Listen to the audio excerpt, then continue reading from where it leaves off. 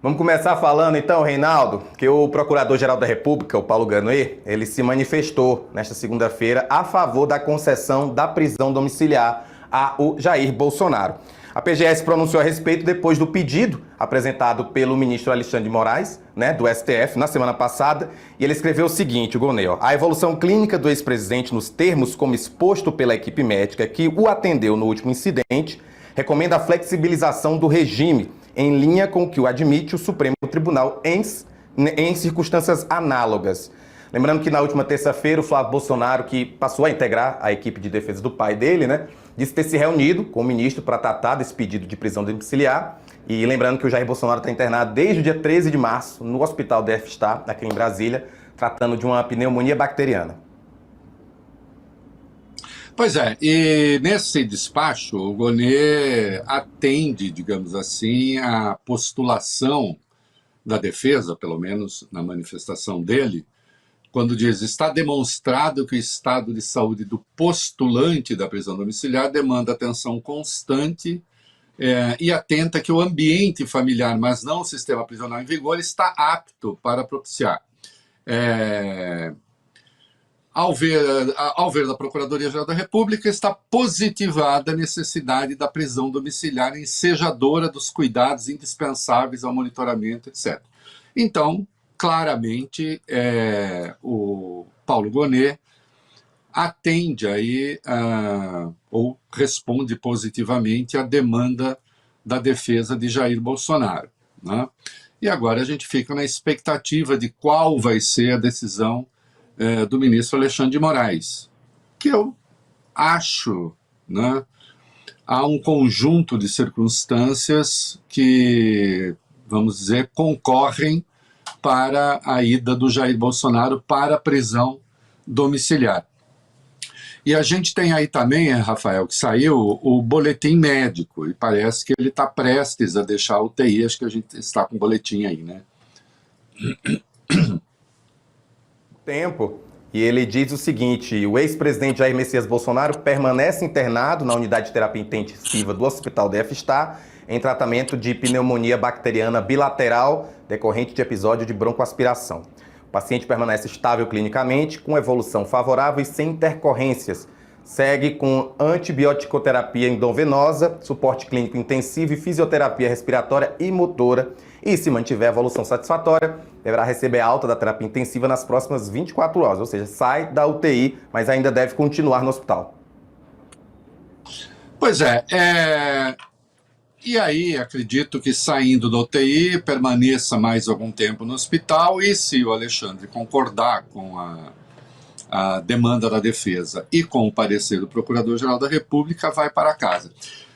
Certamente, em havendo a decisão positiva do Alexandre, isso deve estar condicionado a algum comportamento do Jair Bolsonaro. Veja só, pode não parecer, mas o Jair Bolsonaro está preso. Ele está preso no momento, está no hospital, mas ele está com uma sentença de 27 anos, em cumprimento em regime fechado, inicial fechado, em que ele, tudo mais constante, permaneceria por um bom tempo. A prisão domiciliar não é um outro regime de prisão. A prisão domiciliar é um modo de exercer a prisão, porque você tem o regime aberto, você tem o regime fechado, o regime semiaberto, o regime aberto. A prisão domiciliar não é um regime de prisão. A prisão domiciliar é uma forma de exercício da prisão que conserva, presta atenção, ela conserva as restrições que existiria no regime fechado, no que diz respeito a contatos com terceiros, autorização para visitas, enfim, tem toda uma rotina. Então, já tratamos isso aqui, cumpre lembrar, caso o Alexandre conceda a prisão domiciliar, a casa do Jair Bolsonaro não pode ser um comitê político, um comitê eleitoral,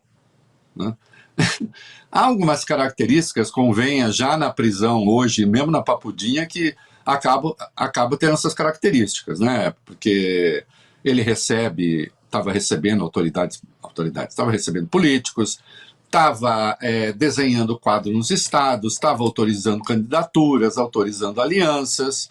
Então, ele está operando politicamente. Certamente, haverá um grau de operação aí, política, que vai lhe dar certa elasticidade, mas a única coisa que ele deveria ou deverá ter de diferente, e é importante atentar para isso no parecer do procurador, né, na manifestação do procurador-geral, é ter mais atenção familiar. Né? Então, em casa, ele poderá ter mais... Alguém vai dormir com ele, vai impedir a broncoaspiração, essa coisa toda. Agora, se for para transformar num centro de peregrinação, aí realmente não dá, né? Porque você não pode ter um regime de exercício do cumprimento da pena que simplesmente desmoralize a pena. Então aí também vai depender muito, digamos que o Alexandre conceda, vai depender muito do modo como essa gente vai operar. Eu realmente não sei, cara. O bolsonarismo tem alguns caminhos que não são exatamente aquilo que a lógica convencional indica. Aliás, parte da eficácia deles no contato com a população e com seus seguidores decorre justamente daí. Né? Então, vamos lá. Indo o Bolsonaro para casa, qual vai ser a manifestação? Vai ser bom? Que bom, Bolsonaro agora protegido, tal, não sei o quê, o nosso líder. Falem que todos os elogios que quiserem, que acharem merecidos. Isso é uma coisa. Olha aí, Xandão teve de ceder, Xandão está com medo, Xandão não sei o quê. Aí não faltará quem vá ligar essa questão à ida do Vorcaro para um regime mais... para um presídio mais brando do que ele estava, como se isso fosse uma troca, de alguma maneira, né? Quando, a rigor, não havia razão, era para o Vorcaro estar naquele presídio de segurança máxima. Isso, qualquer operador do direito com um mínimo de isenção sabe disso, e o sistema de justiça sabe disso. Aliás, o André Mendonça sabia disso, né? Porque tanto é que ele mudou, sem ter nenhuma razão para isso, em princípio, nova. As razões que levaram André Mendonça a colocar o Vorcaro num presídio mais ameno já existiam antes, a não ser a delação, mas aí seria preciso supor, escrevi 2 textos esse fim de semana, seria preciso supor que se usou isso como moeda de troca. Olha, é o seguinte, eu te coloco em RDD, em segurança máxima, para você fazer delação. Isso não está na lei, não é assim que a lei funciona, né? Então, assim, não faltará também quem vá fazer esse tipo de especulação, né? Então, agora... E aí vamos ver como é que esse pessoal vai reagir, né? A reação pura e simples nas redes, o Carlos dizendo coisas, por exemplo, uma das coisas que se vai ver é o Bolsonaro estando em casa vai poder ficar documentando o Bolsonaro, fazendo vídeo, ele mandando mensagens para o seu eleitorado, fazendo fisioterapia em casa, ele dormindo, aquelas coisas que o Carlos, em especial, adora fazer. O pai dormindo, o pai com camisolão, o pai seminu fragilizado, o pai já fortalecido, lendo coisas. Eles variam nesse negócio, né? Eles variam, digamos assim, na iconografia do mito, né? Então, se, acho eu, né, o Alexandre topar, aceitar a prisão domiciliar, evidentemente será preciso estabelecer uma disciplina para isso, né? Que haverá exploração eleitoreira, do fato haverá, né? Desde sempre. O que era? Vamos lá. O que era a marcha do Nicolas, né? A coluna Nicolas. Né? Depois da coluna Prestes, nós temos no Brasil a coluna Nicolas. O que foi a coluna Nicolas? A coluna Nicolas foi: Bolsonaro precisa ir para casa porque ele não fez nada. Ele precisa ir para casa porque ele é inocente, ele precisa ir para casa porque ele está sendo perseguido, ele precisa ir para casa porque, na verdade, tem um sistema de justiça todo contaminado pela esquerda, e aí pegaram o nosso grande líder, trancafiaram, etc. e tal. Né? A tendência de que eles façam isso é grande, caso o Alexandre concorde com a domiciliar. Agora, uma coisa é fazer isso na esfera do proselitismo, e aí, enfim, que o campo adversário ou os adversários façam o fogo de encontro e digam, não é isso, olha só, não sei o quê. Outra coisa é transformar essa domiciliar numa peça de propaganda. E isso não vai poder. Mas isso assim, não é que, olha o Reinaldo adivinhando o que o Alexandre vai fazer, porque ele deve ter contado para o Reinaldo que ele vai fazer. Não. Não me contou, não sei se ele vai conceder a domiciliar. Não me contou nada, evidentemente. Agora, isso eu sei porque é uma questão legal. Insisto, ele está preso. Em casa. Estará preso se conseguir a domiciliar. Né? E, portanto, a nenhum outro preso é concedido esse direito, o que está certo. Você se lembra que no tempo que o Lula passou na PF em Curitiba, 580 dias, sim, recebeu algumas personalidades internacionais, recebia advogados, havia articulação política, sem dúvida, né? Mas era tudo muito, absolutamente discreto. Né? Não tinha essa exposição. Não tinha Em suma, o Bolsonaro não está indo para a casa do Big Brother. Né? Só que com uma edição muito restrita, feita pela família. Se for para a prisão domiciliar, esse Bolsonaro continua a ser um presidiário. Ele continua a ser um condenado. Né? Eu digo isso porque eu não descarto alguns truques aí. Né? Vamos lá. O Bolsonaro é um ativo eleitoral muito importante, doente e na cadeia. Especialmente hoje, com o Supremo que virou, sendo transformado em alguns setores na geni do Brasil. Né? Alguns acharão isso muito justo, eu não acho. Mas, de qualquer modo, o tema não é esse agora. O Supremo virou a geni do Brasil. Foi o Supremo que o condenou. E foi o Supremo que enfrentou o golpe, a tentativa de golpe. E que contornou a tentativa de golpe. E que mandou os golpistas para a cadeia. Estar Bolsonaro na cadeia, com pneumonia, sofrendo, mistura duas coisas muito poderosas na política. A ideia do mito e a ideia do mártir. As duas coisas numa pessoa só. O mito e o mártir. Né?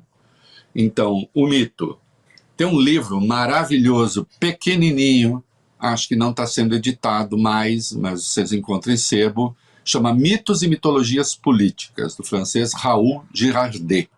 Né? Raoul, se escreve em francês, Girardet. Mitos e Mitologias Políticas.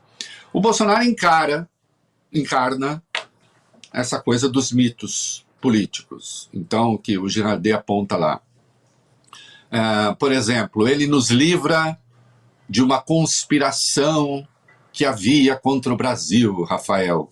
De quem? Dos comunistas, claro. Né? Eles estavam querendo tomar o Brasil e tal, e aí vem o mito para nos salvar daqueles comunistas. Está lá no livro do Girardet, não fala dos comunistas, fala das conspirações, porque isso é uma coisa ao longo da história. Outra coisa que o Girardet fala é... Todo político com esse perfil fala sempre de uma idade do ouro que nós perdemos. Isto é, de um passado idílico. O Brasil era glorioso, fantástico, maravilhoso. Aí vieram os inimigos e transformaram o Brasil nisso aí, o país nisso aí. A idade do ouro de Bolsonaro, nós sabemos, foi o regime militar. Quando tudo era decente, tudo era bom, tudo era glorioso, e as pessoas viviam felizes na cabeça dele. Então ele vem para resgatar isso, né? Numa coisinha só não bate muito, mas em certo sentido sim, porque também o Girardet fala é preciso que a pessoa encarne o mito da unidade nacional. Isso o fascismo fez muito, os fascismos europeus todos, né? Seja o italiano propriamente, seja o fascismo alemão, que se chamou nazismo, seja o fascismo português, salazarismo, o fascismo espanhol, franquismo. Nós precisamos criar unidade nacional, escoimados os inimigos, menos os inimigos. Tira os inimigos e pronto. E nós temos a verdadeira unidade nacional. Então você vê que o Bolsonaro é isso. É isso. Essa extrema-direita que está aí, ela é nova em muitos aspectos, mas ela conserva alguns traços que são da história política, né? Agora, junto com isso, tem uma outra imagem poderosa, que aí já é de origem de extração religiosa, né? Que é o mártir.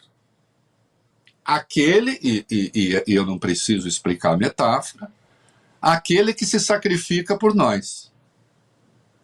E não é raro que você encontre essas manifestações sobre Bolsonaro o tempo inteiro, né?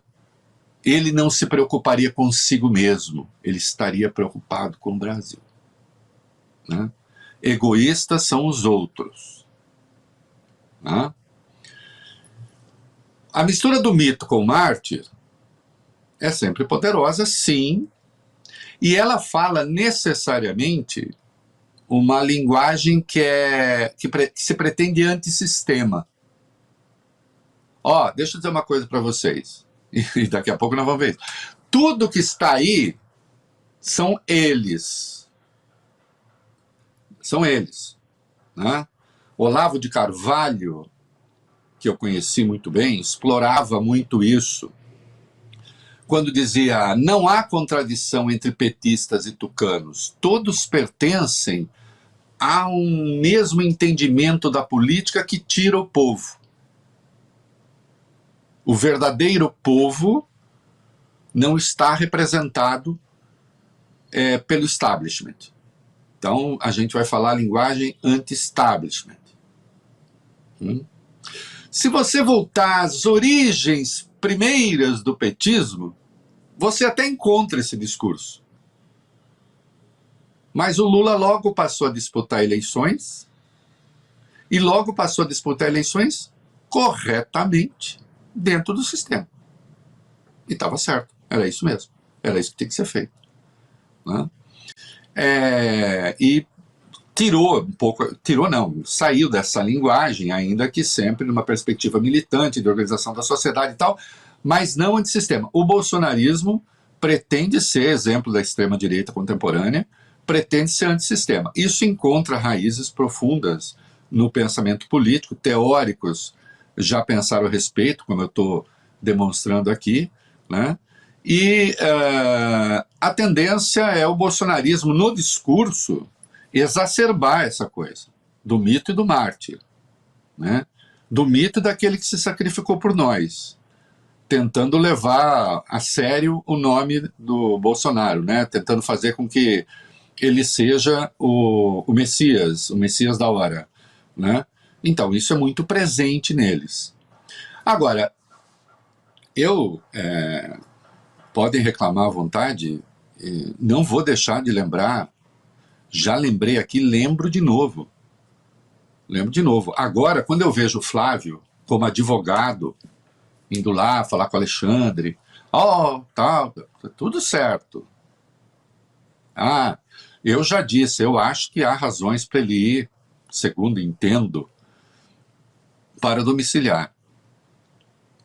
Quem era contra a prisão domiciliar para presos doentes, e até hoje não retirou o que escreveu, porque está lá, no X, era o Flávio, em 22 de dezembro de 2017. Políticos corruptos têm alegado problemas graves de saúde para saírem da cadeia. Você é a favor de cemitérios ao lado das carceragens da Polícia Federal para que o Estado gaste menos com o transporte dos corpos? Esse é o entendimento para os outros. E aí publicou lá uma enquete que 96,1% dizia sim, claro. Tweet de Eduardo, quando morre o neto do Lula, 1º de março de 2019, quando o parente de outro preso morrer, ele também será escoltado pela PF para o enterro? Absurdo até se cogitar isso, só deixa o larápio em voga posando de coitado. Eu recomendo firmemente, mas eu não sou coach de progressista, né, que os progressistas não caem nessa conversa de ficar falando que o Bolsonaro está fingindo só para não sei o quê, porque isso só alimenta a tese do mito e do mártir. Só alimenta. Né? O que cabe fazer, o que cabe defender, aí sim, é que ele exerça essa domiciliar com os cuidados domésticos, então, que ele tem de ter, agora, sem transformar a coisa em palanque. E, finalmente, o próprio Eduardo, em 27 de fevereiro de 2019, um absurdo que Lula não vá para um presídio comum. Cadê a isonomia constitucional? A PF gasta absurdos reforçando a segurança e tal. Então, você veja que, quando se trata deles, né, nem mesmo um presídio especial para o Lula eles queriam. Hipótese em que, na Papudinha, então, Bolsonaro não estaria numa sala de Estado, nem na PF, como ele ficou, na Papudinha, numa sala especial, estaria numa sala comum. E olha que a Papudinha já não é um presídio comum. Né? Então, nunca ninguém teve um presídio como tem, nunca ninguém teve uma cela como tem Jair Bolsonaro. Nunca teve tanto atendimento como tem Jair Bolsonaro. Nunca. Ainda assim, se mostra, diz o procurador, insuficiente. Muito bem, que vá para domiciliar. Agora, que vá para domiciliar com regras, porque todo o arcabouço político que eu acabo de desenhar aqui e todo o campo analítico aponta para essa coisa que eles vão tentar juntar. O mito com o mártir, somado ao discurso antissistema, tendo o STF como alvo. Né? Então, não dá para ignorar essa questão. E aí é preciso que se coloque um disciplinamento muito rígido no exercício dessa prisão domiciliar. Né?